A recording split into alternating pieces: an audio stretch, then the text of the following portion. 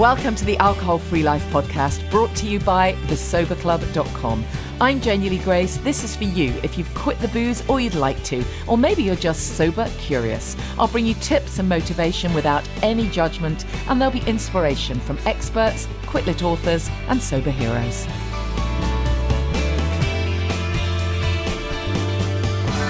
Hi, and welcome to the podcast. I hope you're well. I had such a fantastic weekend last weekend. Still kind of enjoying the thinking about it, really. It was just so great for our sober coach training. I mean, it's always good, but it just kind of reminds me all the time just how amazing it is when a bunch of sober people get together. And we're all so different. There were so many different types of people in that room, fairly small group, but we all have that shared thing in common, that we've all been through this journey of choosing to quit alcohol and recognizing that life is just so much better without. And now we want to inspire others, and it's just magical. So it was fabulous. Thank you so much if you were one of the people who came along, or if you cheered us on. And to that end, my guest this week is one of the people who trained with me last weekend, Danielle. I just really wanted to get her on the podcast because she's only 25. I mean, for goodness sake, how cool is that to have ditched the booze and be training to be a sober coach, be getting ready to inspire other people, and you're only 25. Oh my goodness, that's my biggest regret. Why didn't I do this sooner? So I thought it'd be great to have Danielle's take on everything. I mean, it's not often that we come across people that young who do this. So I thought it'd be nice to hear her story. And by the way, if it is something of interest to you, you don't have to want to be a coach necessarily. It may be that you want to lay the foundations for your own sobriety. It might be that you want to just think about how else you might be able to use the skills, because it is like a skill set for life, really, that we offer. But anyways, if it is something that interests you, I've got a free webinar coming up on Monday, the 19th of May. It's at 7:30 in the evening. It'll be just a Zoom session, and it's completely non-salesy. I'm absolutely not trying to flog anything, really. I genuinely believe that when the energy is right, people know it's right for them. I don't do any sell, as it were. But it's just a webinar to explore what it means to be a sober coach, to explore, potentially whether you want to find a new purpose, whether it's something that would be a fit for you. So hopefully there'll be some interesting takeaways. It's absolutely not a sell, as I say. So you're very welcome if you want to join us. You do have to register for that session, even though it's free. So if you go to thesoberclub.com/events, and you can click there and register. I'll put it in the show notes too.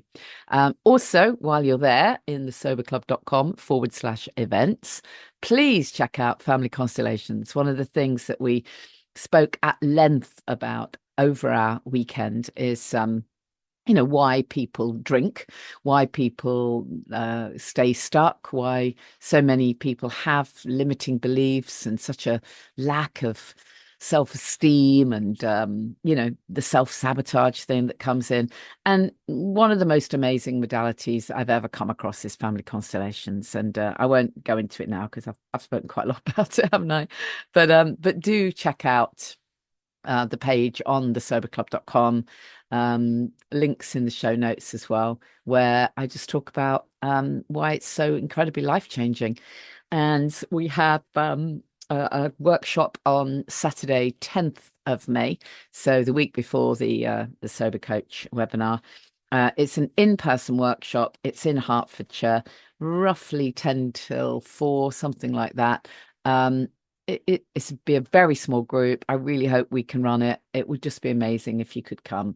Don't agonize over feeling you have to know too much about it. Just be open and come along, and I think you'll be amazed how special it is.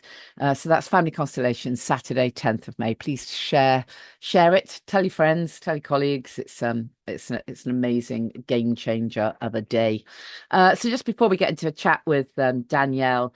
Oh my goodness, the news this week. Well, first of all, last Sunday, I think it was, there was a piece in the press around it was looking at how much is too much when it comes to alcohol and the liver.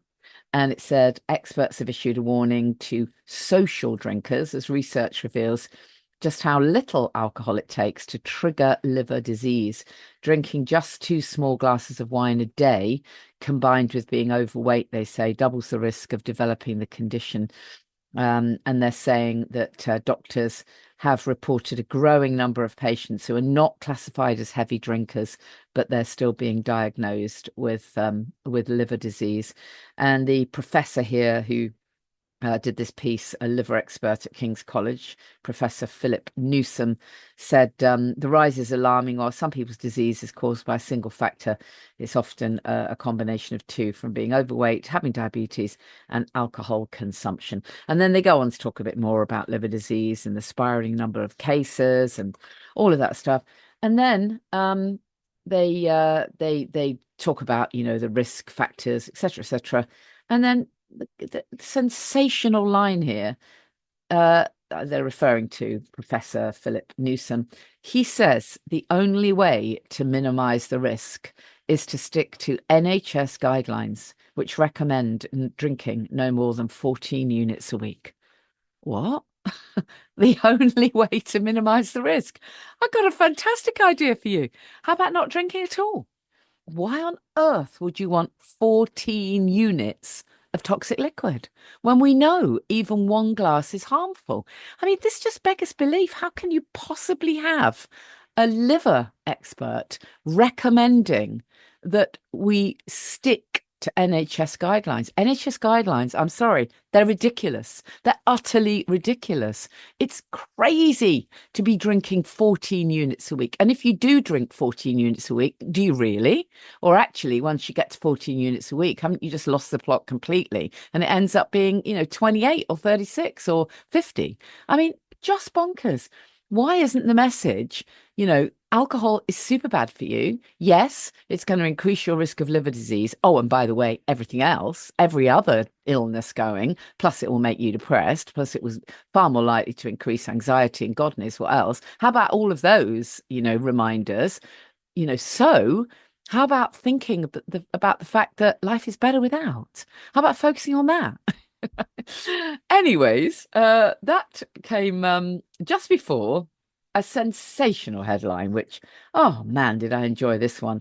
Drinking champagne could reduce the risk of sudden cardiac arrest. Yep, you heard that right. Bolly good was the headline in the Mail. Very, very good headline, you have to agree. Honestly, I had to just read this and then reread it. I couldn't believe it. It actually says drinking champagne, eating more fruit, staying slim, and maintaining a positive outlook on life could help reduce the risk of a sudden cardiac arrest. Millions of people worldwide die every year after experiencing a sudden cardiac arrest, etc., etc. The study identified non-clinical risk factors, etc., etc. Researchers found factors such as higher consumption of champagne and white wine. Yeah, it actually says that. Increased fruit intake, along with maintaining a positive mood, weight management, blood pressure control, and improved education, may serve as important protective factors. Oh my God, it actually, it actually says this. As I'm reading it, I can't believe it. Nicholas Grubik, let's name him, from the University of Toronto and the Queen's University in Ontario, that's Dakota Gustafson, said one of the study's most intriguing findings is the cardioprotective effect associated with champagne and white wine consumption, questioning long-held assumptions about the specificity of red wine's cardioprotective properties. Research on the underlying mechanisms remains unclear. You're telling me it does. But these findings reinforce the idea that the benefits of moderate alcohol consumption may be more complex than previously assumed. Do you know what? It's not complex at all. It's absolute BS. It's literally BS. It's like, what's that fabulous phrase that Catherine Gray talks about in The Unexpected Joy of Being Sober? Drinking alcohol for its health benefits is like eating a burger for the gherkin. I mean, come on. This is so utterly bonkers and so harmful and so crazy, and exactly the kind of article that would have kept me completely stuck years ago. I'd have missed the small print that said, all moderate drinking. I'd have missed that bit. What I would take this to mean is fantastic. Let's quaff, best part of a bottle of Sauvignon. And how fantastic is that? I'm helping my heart. I'm really taking good care of my health. Oh my God, I can't go on about it forever, but you get the gist. It's crazy. It's utterly crazy. What are they talking about? What they really mean, I'm guessing, reading between the lines, is that they did a study of people who were um, well preserved, shall we say. They were probably affluent. They were living, they had a good social life. They probably had a, positive outlook on life. They probably played golf or did their exercise. They ate really well. They had, a family who cared about them. They got enough sleep. They got enough exercise. They had access to good food, good, fruit and vegetables, etc., etc. And some of them drank, right? Those people are healthy for now, at least, and at least on the surface, despite the alcohol, not because of the alcohol, despite the alcohol. And by the way, none of us know whether those seemingly happy, affluent, well connected, positive people are actually waking up at 3 a.m., exactly like I did, absolutely bloody hating themselves and wondering how the hell they can get out the trap. How will we ever know? So there you go. There's my rant. I feel like I'm doing a lot of these lately. I mean, come on, this is crazy. It's utterly crazy. This has to stop. I'd love to do a debate with some of these people, and I'd love to rerun. I'd love to play again to those studies. My interview with Dr. Anya Toppy Wallace. Time for a rerun of that. If you haven't listened to it, it's episode 192 of this podcast, and it was a very hard-hitting look at why even one glass of alcohol is harmful. It was a study looking at the how alcohol affects aging, and Dr. Anya Topiwala was the lead clinical researcher. And she told it in no uncertain terms. I was so incredibly grateful for her. She didn't do any of that beating around the bush. Oh, it's not conclusive, and maybe a glass of wine is good for the heart. No, no, not at all. Even one glass is harmful, and it has zero benefits. And yes, it's the worst thing you can possibly do. So have a little listen to that. If you are one of these people who you can't help it, that your unconscious mind still takes you to that place where you think, well, maybe it is good for me. We've all been there. I mean, don't beat yourself up for not quite grasping this yet. The industry is very clever. Alcohol lies to us. Big alcohol has been fibbing for years about, how allegedly good for us it is and how glamorous it makes us feel and all of that absolute BS. The reality is none of the alcohol companies use their best customers for their promo, do they? We may well see that lovely glamorous picture of someone holding the bottle or the glass or holding the full glass. We never actually see the images of people when they've had a few, because that ain't pretty, is it? That is certainly not glamorous. So so it's clever. It's very clever marketing, and we all fell for it for so many years. So I really hope you are now at the stage where you're thinking, maybe I'm not quite so sure. Or maybe you've been sober for ages, and like me, you're obviously fed up to the back teeth of these goddamn articles. Well, I'm so delighted that I actually have a young person, a proper young person to speak to. It makes me sound ancient, doesn't it? But Danielle, welcome. You're so young, and it's so exciting to do this sober thing when you're so young. Welcome. Thank you for having me on. I'm really excited about it. So you are 25, is that right? Yes, 25. 25, and Danielle did my sober coach training. How amazing to even have sorted yourself out at that point. Just incredible. But I'm really excited to see what happens in the future for you. But just let's take it back a bit then. You clearly were an awful lot brighter than I was at your age, and many of the people listening. But what happened for you? Because I'm guessing that in your short life, you probably had your fair share of over drinking, right? Yeah, as much as I'm only 25, I think I've done enough drinking for at least 50 years. So, yeah, I don't think I'm so clever for stopping young. I just did it all very short amount of time. Right. What age did you start then? I probably started drinking at 14, Right. and that was just, as people would call it, normal drinking, Yeah. where it was at the weekend with friends, kind of fun. Still quite young to start, but everyone at that age was that I was with, so it felt normal at the time. Mm, It was more from 18. I got a job up in the city that I started drinking a lot more regularly in the week, right. which again at the time felt normal. So everyone around you is, you want to be social. It's so ingrained in society that that's normal after work. You have a few Yeah. drinks. And even, I mean, I think it's fair to say as well that for women in that environment, they're expected to sort of down as much as the guys, aren't they? Even though the reality is, whether you like it or not, our bodies are different. Absolutely. You just keep up. You have a drink with the rounds as much as everyone else is. So I would drink a lot quicker than I could handle. Right. It made you the life of the party if you could do that, which Yeah. is exactly what I wanted to be. It made you feel so popular and cool to be able to keep up. Right. So I think that's where the drinking really ramped up. And as most people would agree, it comes hand in hand with then drugs like cocaine, Right. unfortunately. Right. So it then went up a level with drinking and drugs, which is where Right. it definitely really started going wrong for And me.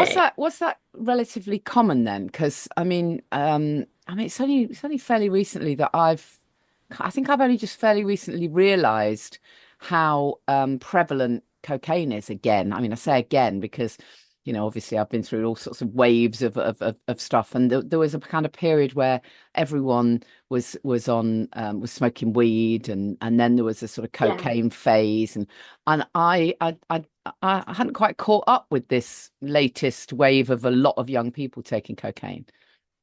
Well, yeah, for everyone I knew, it was completely normal. It was strange Really? Really? hadn't done cocaine. Yeah. Wow. And yet it's expensive. So, So expensive. It's like wow. we've all just decided it's fine, like that's a necessity. So it's absolutely fine Wow. to spend your money on that. I'd Right. rather go without the food shop than not be able to buy the Coke, which is Right. just Isn't that crazy. interesting? Hmm. That is interesting. It's not talked about that much, I don't think, No, is it? definitely Or not. no. I mean, Not obviously there's enough. so much more talk now about alcohol, of course, and people becoming much more aware, but the cocaine thing still feels like it's quite hidden. Definitely. I think for a lot of people, though, they wouldn't say they have a cocaine problem because they would only do it with the alcohol. Oh, I So, see. So they do go hand in mm, hand. Right. definitely. And for most people, they wouldn't dream of getting cocaine if they're not having a drink. Right. So it does come back to the drink again for definite, making you do Right. things you wouldn't do. Wow, how interesting. And so when did you sort of start to notice you really weren't, it really wasn't serving you? Well, I was definitely using it to escape my mind. I was having troubles at home at the time, so I'd get panic attacks to go home. So, of course, if you're drinking, you can stay out all night, and there's always someone you can find to have a drink with you. So Mm, it meant I was busy 24/7. I was really struggling with my mental health, which definitely was contributed through the alcohol, but I yeah. never blamed it on that. I thought it was just what I had going on at Yeah. home. But of course, then I'm fueling it with drink and drugs. I don't know what I expected to happen, but at the time it felt like a cure, when Yeah. of course it was the absolute opposite. So I definitely used drink and drugs to escape what was going on for me Mm, until about 23. And then I really peaked. And at right. that point, I wasn't really, I stopped functioning properly. Right. Right. So what happened? So I then really started breaking down and I wasn't able to keep that fun party girl act up anymore Mm, because everyone around me thought I was enjoying myself because I'm laughing, I'm out, I'm happy. So how can that look like you've got a problem when you're so happy? But little did anyone know, behind closed doors, I'm just absolutely rock bottom. Right. So it's like a mental breakdown, effectively. Definitely, it was definitely like a mental breakdown. And I finally then reached out for help. And I was fortunate enough, my mum got me a therapist and I got diagnosed with borderline personality disorder. Right. So that diagnosis was very helpful because they knew what kind of plan to go on with the therapist. And she said very clearly, you cannot work on anything until you stop the drink. Wow. Well, that's good to hear because not all Mm. therapists are aware of that. So that's good. Definitely, definitely. Right. I think I was lucky. My mum said money isn't an option, like, isn't a problem. We will get you the best help. And I feel very fortunate because not everyone has that Yeah. luxury. So Well, I yeah, was, I mean, just on that note for a moment, if you hadn't have mm, been able to have a private therapist, what would have been the route? I mean, I guess that someone would rock up to a GP, but what then? I wonder. yeah, definitely. I think it would have taken me an awful lot longer Right. to get to where I am now Yeah. because I needed to hear someone say just so categorically, nothing's going to get better till the alcohol's Yeah. gone. Yeah. So I don't know how long that would have taken me to figure out on my own Right. without her. Yeah, I mean, thank goodness, because as you now know, of course, alcohol is a depressant. It Mm. exacerbates all kind of mental illness, and the fact that it's not picked up on sooner, within the medical profession just drives me bonkers.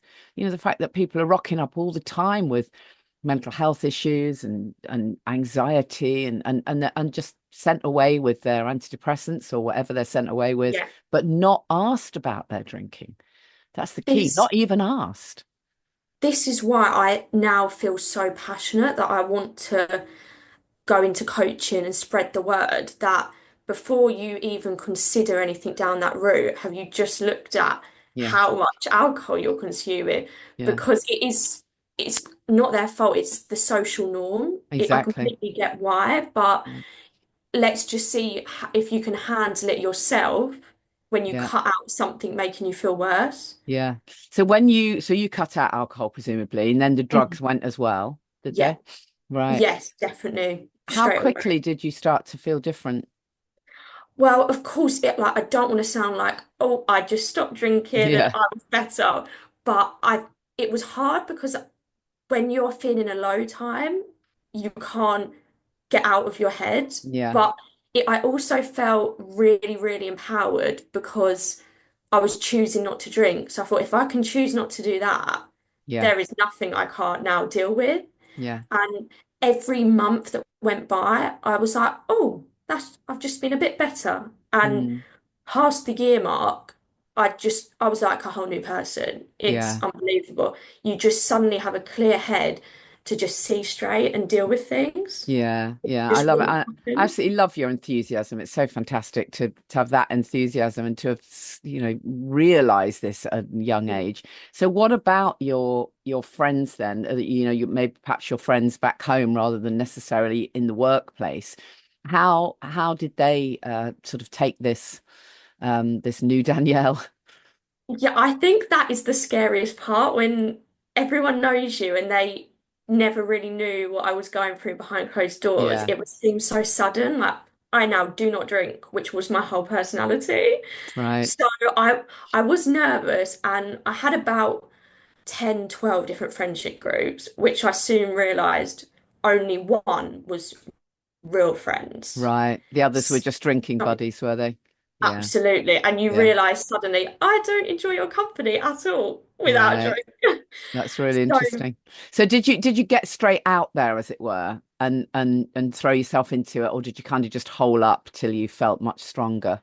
I went straight for it because Right. I thought I need absolutely everyone to know so that there's no confusion. And I was Yeah, very, good. very open. I said, You just told the truth rather than I even told the coming up with truth. a fib. Yeah. Yeah. Exactly. I just thought I need to start telling people because if you're telling someone I'm absolutely at the bottom of my mental health, Yeah. they're not then going to try and press you to have a Yeah. Well, drink. exactly. How crazy for them to say, "Oh no, I much prefer you completely anxious." And yeah. Yeah, Wow. yeah. That's very And brave of you, though, for a young person to do that. It's very brave, isn't it? Yeah, I think I just got so to rock bottom. I thought there's nothing to lose, Yeah, which yeah. isn't great. It's a real shame I couldn't have stopped it before, but Oh, at that come on. I point, mean, we're pretty impressed. But of the friend, you say there's one friendship group that have remained. So of the people that stuck around, as it were, I always mm, say, you've probably heard me say on the podcast before that in my experience, some friendships and relationships do change and some do fall away, but there's this sort of expression that those people who are gonna come along with you will naturally come along with you. They might not stop drinking, but they're still there for you, they're still supportive, they'll come along with you. And the ones that won't will just naturally fall away. You won't have to have a big scene or a big argument or probably even ever see them again. They just naturally disappear. Did you find that to be the case? exactly that. Spot on. The ones who weren't meant to carry on this journey with me, there was no fallout, they're just Yeah, gone. yeah, yeah. And where I got so many new hobbies from not drinking, I had never had a hobby before. Oh, really? So What did you do then? Did you? I suppose you realised you had so much more time. so much more time. I was like, oh, right, what should I do now? I'm not hungover or drunk. So I started running and I got very into the gym and Right. I just found a whole new community. So again, I feel so lucky. I made so many friends who wouldn't want to drink. So it was Yeah. complete, I felt normal. Yeah. And my friends that stayed my friends, I feel so much closer to because they made an effort to stop doing drinking things and do new things with me. Great. And they actually said, do you know what? I want to cut down. Like, this is a great excuse. So Yeah. you get actually more quality time and deeper connections. Yeah. So I think people would be surprised. You will actually keep friends and probably be closer than you ever was. Yeah, I think people get really, really scared, don't they, of this whole socializing thing? Really scared of what's going to happen and what people are going to think of them. But Mm. actually, it's never actually as bad as you think it's going to be. It really isn't. Most It's people really are, not. most people are all right, and as Yeah, you've already said, the ones that aren't, well, you don't really want them in your life anyway, you know? exactly that. There's not going to be a loss. Yeah, So, yeah, and even if you do have to start fully again, at least you're starting on a good foundation with people who exactly. actually care about you. Yeah, yeah. What was the hardest bit for you then? Hardest bit for me was then dealing with all my mental health issues and past trauma, Yeah. because then you do have to address it all. Yeah, rather than just numbing out. Yeah. Yeah, that was the hardest part, but I knew that it had to be done. So I thought we're in it now and it's only going to go up from here, which it has. So, so worth it. It Yeah. has to be done at some point, and the Yeah. sooner you do it, the better, really. Absolutely. Oh, you're just an amazing poster girl for that. Most of us get to a ridiculous old age before we realize, oh, hold on a minute. All that stuff, all that baggage I've been carrying, it's now jumping up and biting me on the bum, and I've been trying to put it off all those years. So well done, you. It's fantastic. So I think it's super exciting that that you've done this and you're willing to talk about it and all the rest of it. Just briefly before we get on to your exciting future, what is the situation generally, do you think, with younger people? Because what we read is that lots of younger people are choosing not to drink. So we hear that, don't we? So certainly Mhm. millennials we hear are choosing not to drink, or they're drinking a lot less. So firstly, do you find that to be true in your experience? Or is it actually that they're just doing things differently? There's a lot of binge drinking going on, and as you say, possibly drugs. Yeah, from my experience, there is still an awful lot of drinking, and now you can do drinking with every activity. Like you can Oh do yeah, even pottery and yoga with wine, drinking. for God's sake. Exactly. So it feels like the people who are now choosing not to drink are just the ones who have taken it too far, so they've had to. Right. So Oh, I've not interesting. personally seen people just grow up and not want to drink. Right. So you haven't found you haven't really come across then this sort of, I mean, let's put it another way. There's no doubt about it that people of your age are much more aware of mental health and Mm, well-being. They don't all have to absolutely reach burnout before they kind of understand that definitely. well-being is important. There's definitely more of an understanding of that, or it's certainly spoken about much more than when I was your age. Definitely. So that's a factor. But is there not then that correlation between younger people recognizing that health and well-being, mental health and well-being is really important, and that alcohol is absolutely a no-no, or have they not quite made that connection? I don't think the connection's quite there. That's I think interesting. we're getting there because there's now so many more alcohol-free Yeah, options. exactly. You've got So options. we're definitely getting there, but I think it's just so ingrained that it's okay to have at least a few. Yeah, It's yeah, just not, people aren't ready quite to accept that. And then, of course, when you have a few, it escalates so far. right. So I think there's still a long way to go, but seeing so many alcohol-free options and people are more worried about their health, I think it's getting there. Right. Okay. Interesting. Yeah, that is very interesting. So super exciting that you kind of decided, what, I want to shine my light and because there's going to be lots of young people that are just like, oh my God, that's amazing to have, to be your age and I want some of that. So you came on our training. So tell us how you enjoyed it. You can big me up if you want. Well, you already know that that was genuinely the best weekend, one of the best weekends of my life. Oh, that's so I lovely. just the group we bonded with to be in a Yeah, isn't it amazing? Isn't it mm, amazing? All different ages, yeah, all different ages. I think there's one other woman who's only about 30, was she? Something like that. yes, And then lots of people much older than you. And yet such an amazing, I think it's just this thing about when you've been through this thing and you're sober, you just become so much more, I don't know, kind and compassionate. There's definitely something in it, isn't there? definitely. It's all our experiences were different, but now we're all in the same place and just so happy to be there and just grateful. So it was just the group was just amazing. But then the skills I've already learned in just 2 days, I feel so confident now to coach someone. And we've not Fantastic. even Yeah. really covered half of it. Yeah. So I've got just so much more from it. I couldn't really ask for more. Oh, that's so lovely. It is amazing, isn't it? How, when people quit alcohol, whatever age they are, it just feels as though there's an opening there for who they're meant to be, to kind of step Yeah. into that different identity and do something purposeful. And as you say, you took up hobbies but so often people do just kind of think, actually, I want to give something back now. I think that's so it. When you come from a place you felt all the lows and pain, you think, oh, I'll do anything to help someone else get from there to where I am, because you now know it is possible. Yeah.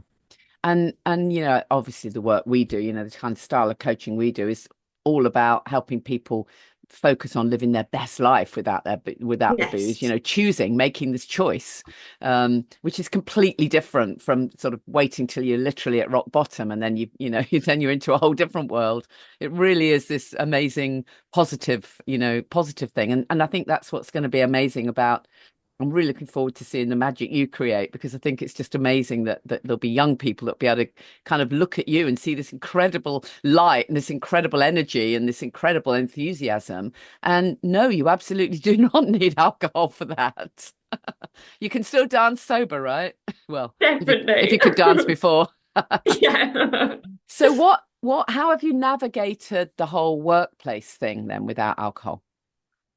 So I think I just feel very confident in myself and my views that I make it clear I don't want to drink. Good for I you. feel comfortable at social situations, but I wouldn't stay when it's the point people can't have a normal Yeah. conversation. Yeah. You have your So exit clause. Yeah. yeah, Yeah. yeah. And I bet I I bet that even if initially you were a bit worried that you were going to feel sober shamed, as it were, I wouldn't mm, mind betting that actually they've got quite a lot of respect for you. so much respect. Like I actually get a bit embarrassed because everyone's like, "Wow, that's incredible."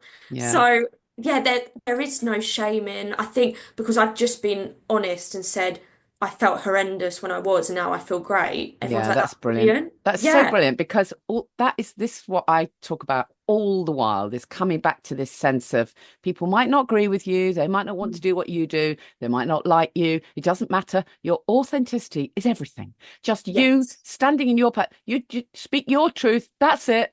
you know, Yes. and people get so caught up and so worried about what others will think. If you're a people pleaser, like, oh, if I Mm. don't drink with them, and you know, you get these people who say, oh, come on, have a drink with me. I can't really have another one if you're not drinking. I mean, it's such nonsense, isn't it? When you just stand in your own truth and just say, no, that didn't Yes. make me feel good, and I feel so much better without alcohol. There's nothing anyone can say to that. It's just that's it. That's the end of the sentence, isn't it? Exactly that. I do understand not everyone feels as like confident straight away, but definitely I would urge them to just be honest, and then everyone just can love you for you and support you with it instead Yeah, of not yeah, understanding. yeah. So I definitely say just give that a shot first. And Definitely.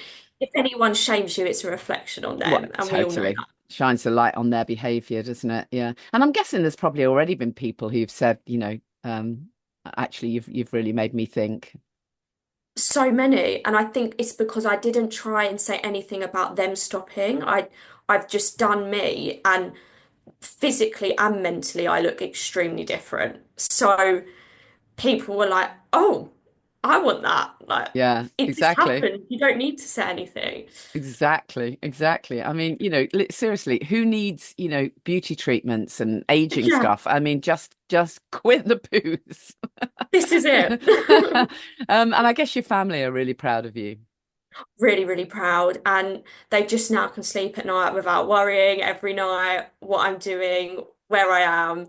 Yeah. And like I moved out when I was absolutely at my craziest because they couldn't live with me. I couldn't live with them when I was like that. So Mm. now to come full circle and they can come round and have a nice dinner at mine, no dramas. We're all asleep by 8 in our separate You, bedrooms. you sober rock star, you. Brilliant. Well, thanks so much for sharing your story. It's great, Danielle. I think it's super For exciting, and having I me. really look forward to seeing all the magic you create and having you as part of our lovely kind of coaches family. We're all different ages, but it Yeah. doesn't matter. We've all got things we can share, and there'll certainly be lots of people who will I think want to work with you and be inspired by you. It's brilliant. So thank you, and thanks so much for sharing your story. And I'll see you on No, the rest thank of our you. training. I can't wait. I'm so excited. What's your Instagram of if people want to follow you? So I use TikTok mostly, Okay, which yeah. is Danielle's Sober Journey. So Danielle's Sober Journey. post Okay. every day All what day right, sober cool. I am and a little I'll something. pop that in the show notes. Brilliant. Take care. Thanks ever so much. Thank you so much. Love it, Danielle. Thank you so much. Just so inspiring. I absolutely love it. And it was quite interesting, wasn't it? What she was saying there about perhaps young people aren't quite as on it as we've all been saying. But yeah, just the more people we've got spreading the word of positive sobriety, the better it will be. So if you're interested in training to be a sober coach, if you're interested in doing the holistic sober coach training with me, then drop me a message. We have a free webinar on Monday, 19th of May at 7:30. You just need to register for it. So go to thesoberclub.com and click on events or click the link in the show notes and register for that webinar. Not at all salesy, just very welcome to come along and explore what does a sober coach do and just whether it might be the right thing for you. And while you're in events, have a look at the 10th of May, Saturday 10th of May, when we have a family constellations workshop in Hertfordshire. It'd be fantastic to see you there. If you are starting out, if you are just starting to do this, then stay connected. It's honestly the just such an important part of the whole journey. It's so difficult to do this on your own because it's you and the voice in your head. It's you and all the associations with drinking. So check out the Sober Club. It's low cost. It's super amazing at just giving you so much amazing content, but also that incredible connection. But whatever you do, perhaps you don't want to join the club, or you don't want to, reach out to a community. That's fine, but tell someone, so important. You're very welcome to reach out to me. I'm very easy to find. Follow me on social media at Janey Lee Grace and let me know if you're doing this. If I get your message, I will reply. I'll hold that vision for you. I'll hold that space. It's the best thing you'll ever do. You got to trust me on that. See you next week. Thank you for listening to the Alcohol Free Life podcast, brought to you by the Sober Club. please rate and review. And if you want support, accountability and inspiration, and you want to live your best life without the booze, check out thesoberclub.com.